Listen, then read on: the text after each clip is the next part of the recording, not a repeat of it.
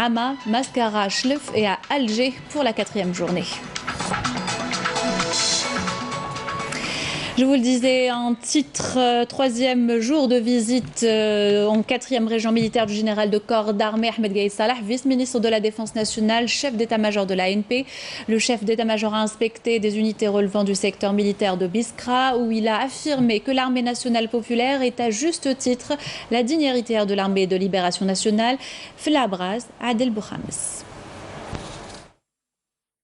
À l'entame et après la cérémonie d'accueil au niveau de l'école supérieure des troupes spéciales, le général de corps d'armée accompagné du général-major Hassan Alamiya, commandant de la 4e région militaire, a suivi un exercice opérationnel de saut en parachute exécuté par un détachement de l'école.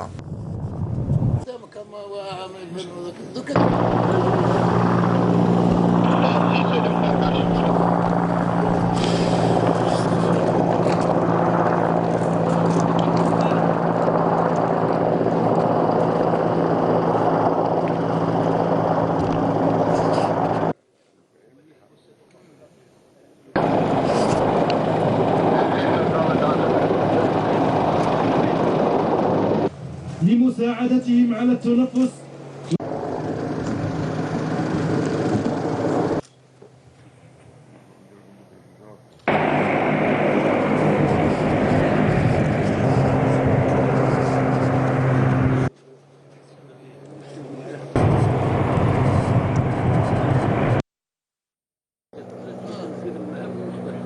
المهام الخاصة ليلا ونهارا والتي يصعب تنفيذها. مهام سرية تتطلب التسلل جوا بغرض جمع المعلومات عن العدو. L'exercice qui s'inscrit dans le cadre du rehaussement continu et efficient de l'état prêt des hommes des troupes spéciales et de l'optimisation permanente du niveau de leur potentiel de combat et opérationnel afin de les rendre à la hauteur des missions assignées a été exécuté avec grande précision, célérité et haut professionnalisme, ce qui dénote des grandes capacités de nos troupes spéciales lors de l'exécution de telles actions de combat efficaces et rapides. Ceci confirme manifestement et effectivement le haut niveau atteint en termes de formation et d'instruction dispensée par l'École supérieure des troupes spéciales à ses élèves et stagiaires dans l'objectif d'élever en permanence les aptitudes, les compétences et la disponibilité des éléments à accomplir les différentes missions dans toutes les conditions et les circonstances. Ensuite, le général de corps d'armée a présidé une réunion d'orientation où il a prononcé une allocution d'orientation suivie par l'ensemble des personnels de la région et lors de laquelle il a souligné que l'indépendance dont la lueur a jailli à travers la génération de novembre restera à jamais en travers de la gorge des ennemis d'hier et de leurs serviteurs d'aujourd'hui, que l'armée nationale populaire est à juste titre la digne héritière de l'armée de libération nationale et que le courant novembriste teindra de ses couleurs l'Algérie nouvelle et son état fort et enraciné. وبهذا الفكر المنبثق من صميم الثورة التحريرية المباركة هو أمل.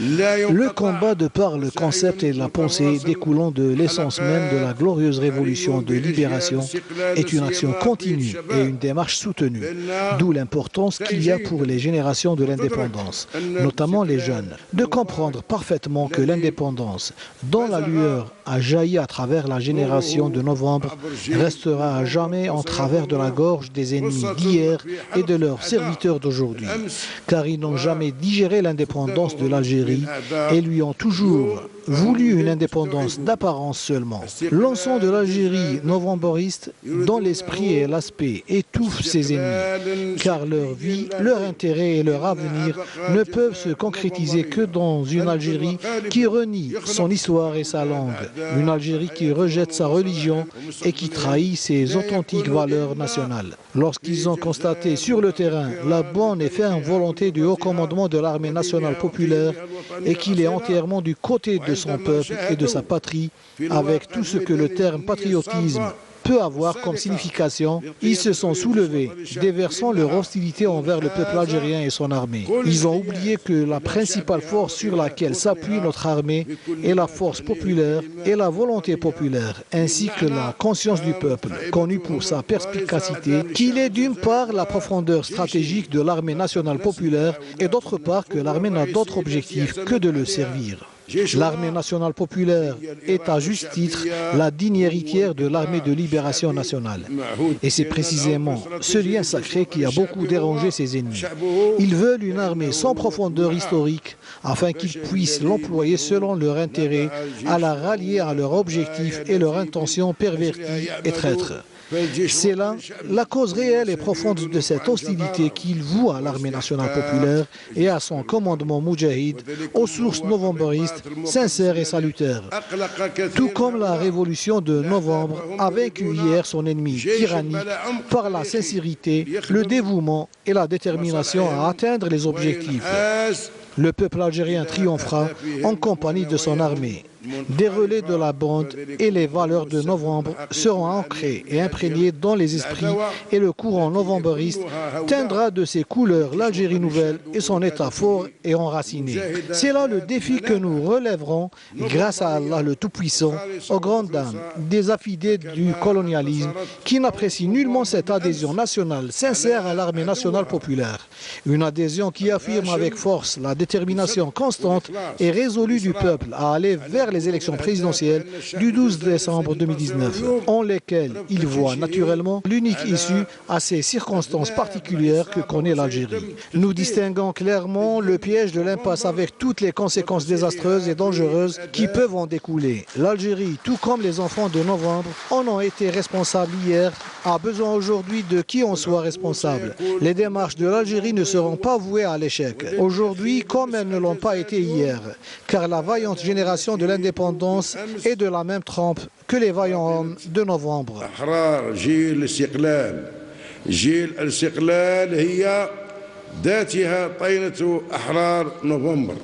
Le général de corps d'armée a affirmé que le haut commandement de l'armée nationale populaire a veillé inlassablement à la satisfaction des revendications populaires légitimes et urgentes, à l'origine des marches populaires pacifiques, civilisées et qui tiennent compte de l'intérêt suprême de la patrie.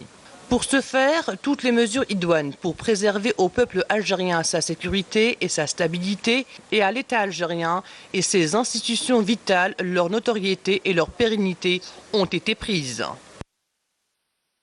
إننا نعلم يقينا بأن هذه المواقف الواضحة التي ما فتيا يقفها.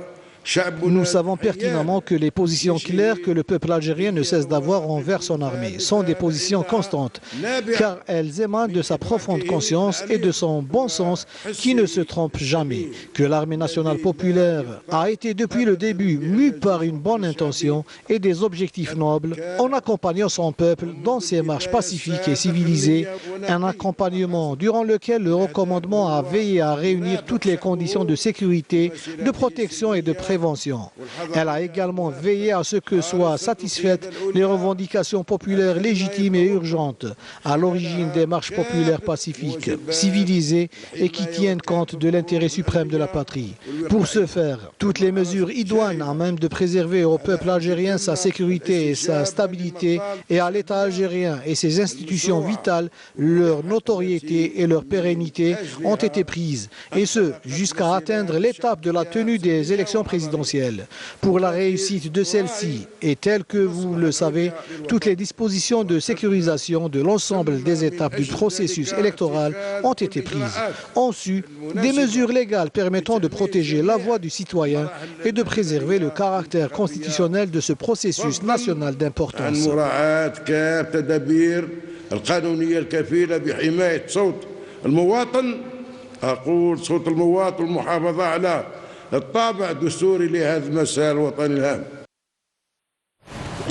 À l'issue, la parole a été donnée aux cadres et personnels qui ont réitéré leur immuable engagement et détermination à protéger nos frontières nationales, ainsi que leur fierté de l'accomplissement de cette noble mission nationale.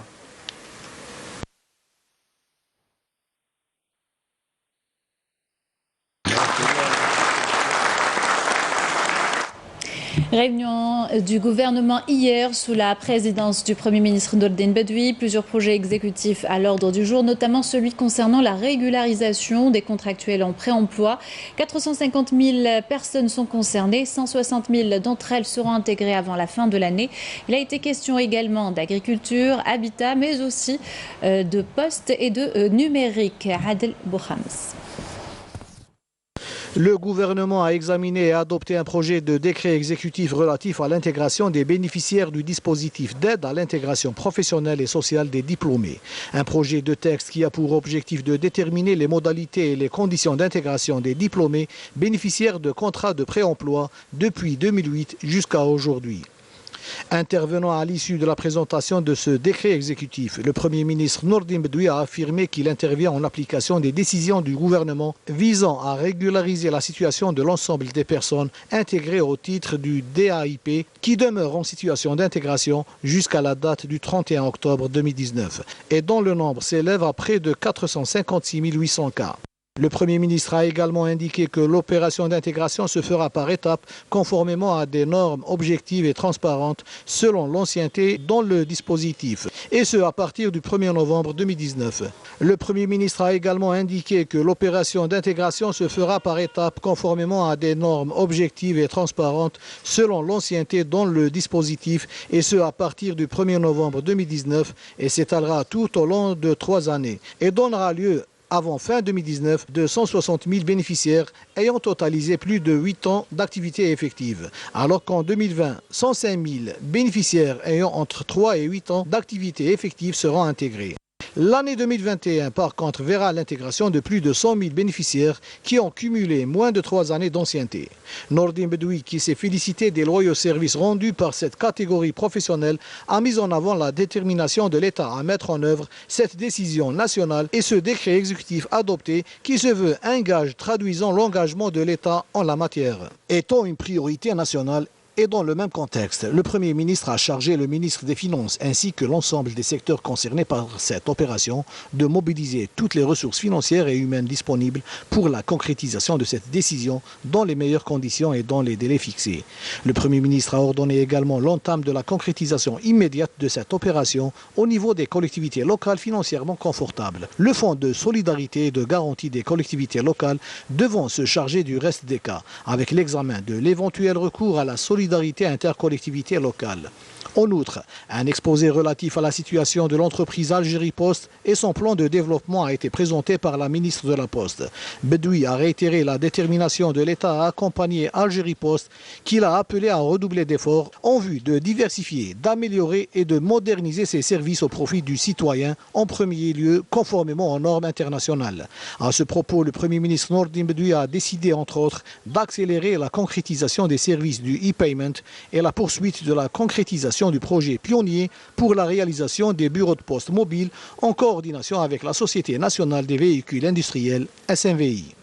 Dans un autre chapitre, le gouvernement a examiné et adopté un projet du décret exécutif portant déclassement des parcelles de terres agricoles destinées à la réalisation d'unités de logement et d'équipements publics au niveau de certaines wilayas, présenté par le ministre de l'Agriculture. Bedoui a souligné que cette mesure ne concerne que les terrains à faible valeur agricole et intervient en réponse aux demandes croissantes relatives à la réalisation de projets publics de développement, notamment le parachèvement des programmes de logement AADL, particulièrement le programme de la wilaya d'Alger. Par ailleurs, et dans le cadre des mesures et procédures prises par le gouvernement relatives au maintien de la devise, la réduction des importations de céréales et en premier lieu le blé tendre, le ministre du Commerce a présenté pour une seconde lecture le projet de décret exécutif portant définition des prix aux différents stades de la distribution de la farine et ses dérivés. Le Premier ministre a affirmé que l'objectif était d'éradiquer les pratiques illégales en matière d'orientation des produits subventionnés vers d'autres destinations et de maintenir le même cours des prix en vigueur tout en garantissant sa mise à la disposition des citoyens. Et pour développer le sujet des contractuels du pré-emploi, nous recevons ce soir avec nous le ministre du Travail, de l'Emploi et de la Sécurité sociale, Hassan Tidjani Heddam. Bonsoir monsieur, merci d'avoir accepté notre invitation. Merci. Un dossier important, le décret exécutif relatif à la régularisation de pré-emploi adopté en réunion du gouvernement. 450 000 personnes sont concernées. Une importance particulière aux yeux des autorités. Pourquoi cet intérêt, M. Hatem? Merci. Je souhaiterais d'abord dire bonsoir à nos téléspectateurs et remercier la télévision algérienne de nous donner l'opportunité d'apporter les clarifications et l'information nécessaire à nos concitoyens, notamment à notre jeunesse, par rapport à ce dossier, le dossier du DIP, de dispositif d'aide de l'insertion professionnelle. En effet, ce dossier revêt une grande importance pour nous, car il a des impacts sociaux et très importants, ainsi que des impacts économiques. Vous savez que le dispositif d'aide à l'insertion professionnelle a été créé en 2008. Ça fait plus de 10 ans. Il était destiné, par rapport à l'objectif de début, aux jeunes primo-demandeurs d'emploi, âgés de 18 à 35 ans. Et l'objectif principal par rapport à ce dispositif, c'est que notre jeunesse allait acquérir la possibilité d'avoir une expérience. Malheureusement, ce dossier, par rapport à cette expérience qu'il devait acquérir pour permettre de l'intégration dans le monde du travail, il a été un peu détourné de son objectif principal et donc, par conséquent, il a été dévié par rapport à cela. Mais il faudra savoir que ce dispositif de 2008 a quand même fait bénéficier à plus de 2 millions d'Algériens, de jeunes Algériens, d'avoir un emploi et qui a coûté au Trésor public un peu plus de 800 milliards de dinars jusqu'à septembre 2019. Donc c'est un petit constat que vous faites du dispositif depuis 10 ans, depuis son existence, depuis sa création plutôt. Donc le gouvernement a décidé de s'occuper de ce problème et de trouver des solutions définitives pour ces jeunes. La première décision a été prise lors de la réunion du gouvernement du 6 novembre dernier, n'est-ce pas? Effectivement, il y a dans le dispositif d'aide à l'insertion professionnelle plus de 416 000. Il y a 96 000 dans le secteur économique et 319 000 jeunes dans les institutions et administrations publiques. Il faudra savoir aussi que par rapport à ces jeunes qui se trouvent dans ce dispositif, des décisions devaient être prises. Et la décision a été prise lors du Conseil du gouvernement dernier, cela fait 15 jours, où dans un esprit d'équité sociale, de justice, dans un esprit humanitaire et dans un esprit de solutionner un problème ô combien important pour notre jeunesse. Plus de 400 000 jeunes qui se retrouvent dans une situation de précarité par rapport à l'emploi, qui sont restés plus de 10 ans. Ce sont des jeunes qui, avec le temps, se sont mariés, ont fondé des familles. Et donc, par conséquent, Monsieur le Premier ministre, Monsieur Bedoui, dans une décision historique. Pourquoi historique? Parce que il y a une conjoncture économique que tout le monde connaît. L'Algérie passe par une conjoncture économique difficile, par une diminution des rentrées par rapport à la vente des hydrocarbures. Et donc, par conséquent, malgré cette difficulté, l'Algérie, le gouvernement algérien, à sa tête, Monsieur le Premier ministre, a décidé de trouver une solution. Un dernier mot, Monsieur Tidjadi Hatem. Nous arrivons à la fin de notre journal. Malheureusement, le temps nous est compté. Un dernier mot, c'est... Il faut savoir que ces jeunes vont être intégrés d'une manière graduelle. Et le premier nombre, c'est... On a décidé 160 000 jeunes vont être insérés et vont être permanisés pour l'année 2019, à compter du 1er novembre 2019. Puis s'en suivra en 2020. Il y aura un peu plus de 100 000 et en 2021, nous terminerons et tous les jeunes seront insérés dans l'emploi et auront un emploi définitif et permanent. Et cela pour qu'il y ait une implication et Et l'État s'est engagé dans ce processus par un décret exécutif qui sera publié et qui engage l'État algérien à trouver une solution définitive et à permaniser l'ensemble et la totalité des jeunes qui sont dans le cadre du dispositif d'aide à l'insertion professionnelle et leur donner un travail permanent avec des CDI ou Inch'Allah. Merci Monsieur le ministre du Travail, merci d'avoir été avec nous. C'est la fin de ce journal, merci de l'avoir suivi. Je vous souhaite une excellente soirée avec le reste des programmes sur Canal Algérie.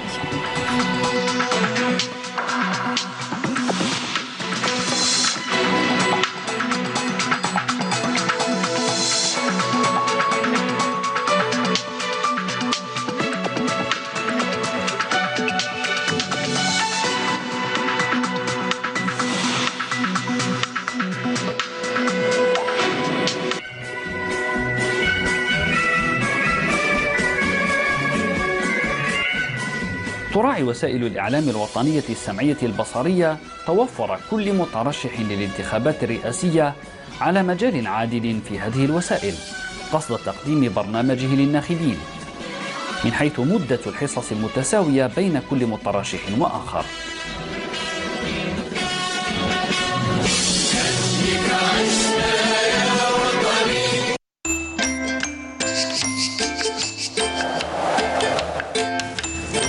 La météo vous est présentée par Mobilis. Mobilis, أينما كنتم. Madame, Monsieur, bonsoir. Eh bien, pour aujourd'hui, le ciel était souvent voilé sur pratiquement l'ensemble des régions nord. Comme on peut le voir sur l'image satellite, un voile de nuages sur l'ouest, le centre, également l'est du pays, voilé également vers l'extrême sud, le Égard et le Tassili, mais partiellement voilé vers la Saoura, le Nord Sahara et les oasis. Ailleurs, rien à signaler, le soleil a prédominé. Pour demain, même type de temps qu'aujourd'hui, un ciel voilé sur pratiquement l'ensemble des régions nord, mais le ciel deviendra progressivement nuageux sur les régions de l'ouest, accompagnées de quelques pluies. Ces pluies gagneront le centre, mais en fin de soirée, à l'est, le ciel va se dégager progressivement durant la journée. À noter des vents parfois assez forts, pouvant atteindre les 50 km/h près des côtes ouest et centre, mais en soirée, la moitié sud passagèrement nuageux vers la Saoura, le Nord Sahara, également les oasis, mais partiellement voilés vers l'extrême sud, le Égard et le Tassili, mais le soleil s'en donnera à cœur joie sur le sud-ouest, le Sahara central et le Sahara orientale. Les températures durant cette nuit et au lever du jour, eh bien, elles seront comprises près des côtes entre 10 et 11 degrés. Vers l'intérieur, elles se rafraîchiront. 3 degrés le minimum vers Sétif, 4 à Batna, 5 degrés Djelfa Al-Biyad, 8 degrés vers Mascara, 9 Tizi Ouzou, 9 également le Nord Sahara, Hassim Soud, Ouargla, 6 degrés la Saoura, 8 les Oasis, 7 degrés le minimum le Sahara oriental, le Égard et le Tassili, 12 à Tindouf, 10 au Sahara central et enfin 19 degrés vers l'extrême sud. La journée de demain, eh bien, les températures vont remonter par rapport à aujourd'hui. Et Météo Algérie a prévu 23 degrés du côté d'Alger, 20 degrés au Oran et Naba, également Tizi Ouzou, Tlemcen, 19 degrés à Mascara, 15 Al Bayad, 16 degrés à Djelfa, 14 Sétif, Batna, au sud 19 degrés Béchar, Biskra, 23 à Gardaya, Hassim Soud, Ouargla, 25 à Elizi, également Insalah et Tindou, 26 à Dra, 24 le Égard, le Tassili et toujours le maximum à Bodj Bedji Mokhtar et Ingzam avec 35 degrés. On va faire un petit tour du côté du Moyen-Orient. Le ciel restera passagèrement nuageux sur une grande partie du Moyen-Orient, excepté quelques rayons de soleil du côté d'Abu Dhabi, mais un ciel nuageux et pluvieux vers Sanaa. Côté température, on relèvera 17 degrés à Damas, 18 à Amman, 26 au Caire, 32 à Jeddah, 23 à Bagdad, également Koweït, 19 le minimum cette fois-ci à Riyad, 26 à Abu Dhabi, 24 à Muscat et le maximum toujours à Khartoum avec 35 degrés. Et comme toujours, on termine ce bulletin avec l'éphéméride pour demain, vendredi 22 novembre. Le soleil se lèvera vers 7h32 pour se coucher à 17h36. Et pour plus d'informations, vous avez les sites de Météo Algérie et vous pourrez suivre ce bulletin sur YouTube. Passez une excellente soirée avec la suite des programmes sur Canal Algérie et à très bientôt.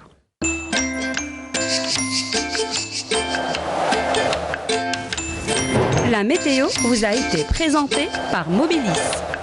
Mobilis, أينما كنتم.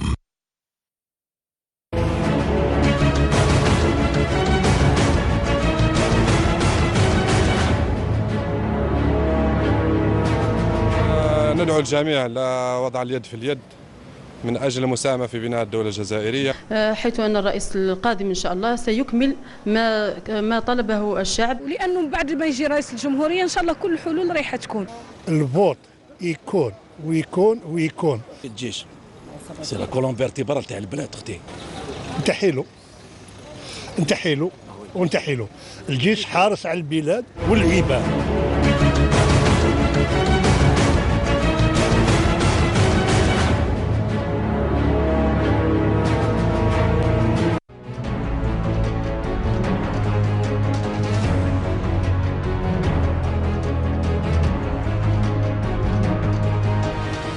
السيد الياس عاشور ممثل المترشح عز الدين مهوبي. بسم الله الرحمن الرحيم. المترشح الأخ عز الدين مهوبي هو إنسان له معروف في الساحة الوطنية كمثقف، كمسؤول سابق نظيف. جاب برنامج طموح. البرنامج تاع الأخ عز الدين مهوبي جاء في شكل التزامات، وكان عبارة عن 15 التزام. من بين الالتزامات اللي كان هو إصلاح قطاع العدالة. كانت هنا كيبقوا حنا مجتمع شامل فيما يخص الشباب والمرأة، فيما يخص البنية التحتية، فيما يخص نفس الشيء السكن، الصحة، الاقتصاد، فيما يخص العلاقات الخارجية للوطن. احنا في المداخلة البسيطة هذه راح نتكلم على برامج السكن اللي جات بمختلف الصيغ، مثل ADL، LPR، LPP. احنا في البرنامج هذا لازم نعطوا الأولوية للمؤسسات الجزائرية، المؤسسات الجزائرية في مجال الإنجاز في الدراسات، وهذا بعد ما تكون عندنا دراسات مسبقة في تهيئة الإقليم. احنا شفنا بلي كاين مازال كاين المشكل الأول في الجزائر يتكلموا كلهم على السكن، وحنا المشكل يمكن نقضيو عليه بطريقة أخرى، بطريقة تكون كاين هنا دعم السكن الريفي، تكون مخططات موجهه للجنوب، ما تكون صيغه الانجاز والصيغه تكون مخصصه لكل ولايه وكل منطقه في الوطن. كما احنا نعرفوا الجنوب نمط البناء ونمط العماره يختلف على الشمال.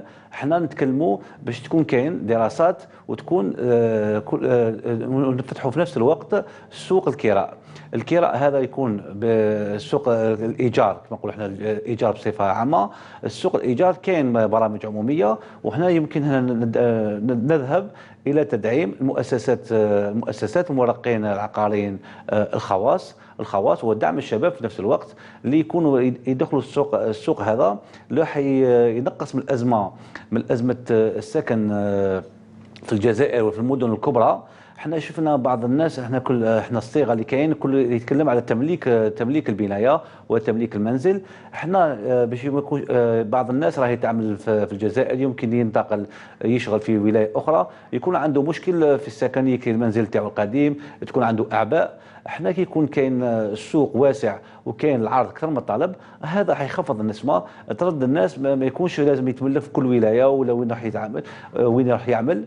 احنا الاجراء هذا راح يكون في نفس الوقت تكون دراسه شامله للبطاقيه الوطنيه للسكن. البطاقيه هذه اللي راهي هنا نعرفوا باللي عندها كاين بعض الناس اللي راهم عندهم ما عندهمش عقود تعمير، وهذا ناجع لعدم توفر رخصه بناء او توفير هذا. البطاقيه الوطنيه يمكن نسرعوا احنا باش نقدموا اداره من المواطن باش يكون كاين رخص، تكون هذا عبر تطبيق كل شيء يكون الرقمنه في نظام الرقمنه. يمكن كل المواطن يتابع مشاريعه، يتابع المشروع تاعو في المرقي، ولا الخاص يتابع رخصه البناء تاعو باش تكون تسهل علينا والكل يكون منضم للبطاقه الوطنيه، وحينقص العبء في نفس الوقت.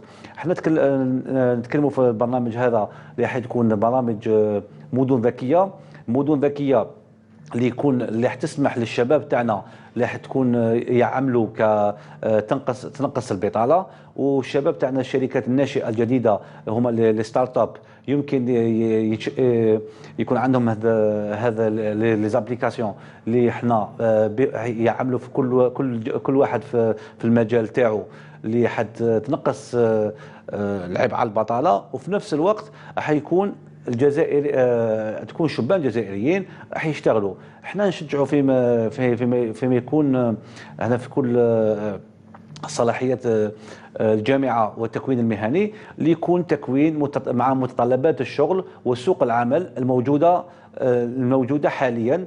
احنا ماذا بينا احنا الجزائريين تكون هنا الشركة الأولوية للشركة الجزائرية في البناء، في الدراسات، في الديكور، حتى في التسيير. احنا باش ينقص احنا الجزائريين ما كاينش اللي يبني بلاده بخلاف الجزائري. احنا المترشح تاعنا هو وطني جزائري يحب الوطن. الأولوية هنا للشباب وللشركات الجزائرية. احنا لازم احنا الجزائريين نعملوا سوق كبيرة. الله يبارك عندنا بلد راهو مساحته كبيرة. احنا كاين برنامج خاص ما يكون الصحراء. احنا كله يتكلم الصحراء، كاين الصحراء لازم لها برنامج خاص. نعرفوا الصحراء تاعنا تستقطب راهي الان الفلاحه والسياحه. احنا يمكن نطوروا المجالات هذه اللي حتولي الاقتصاد الاول في الوطن، اللي حتسبق البترول. احنا كيكون عندك سياحه صحراويه ومنشات حاضره وكاين زراعه وكاين صناعه وفي نفس الوقت في الشمال. احنا نتمنوا احنا الخير للوطن ان شاء الله. وهنا ماذا بينا الشعب الجزائري يقعدوا كامل خوا. ومترشح تاعنا راهو هنا ان شاء الله يكون نهار يوم 12 ديسمبر. انتخبوا عليه ويعطيكم الصحه.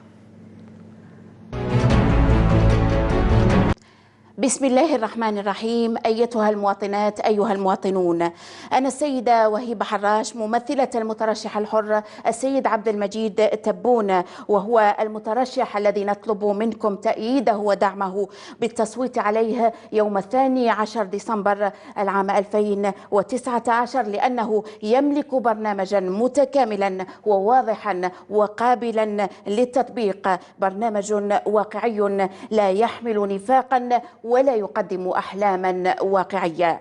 عبد المجيد تبون هو أيضا خبرة 50 عاما من العطاء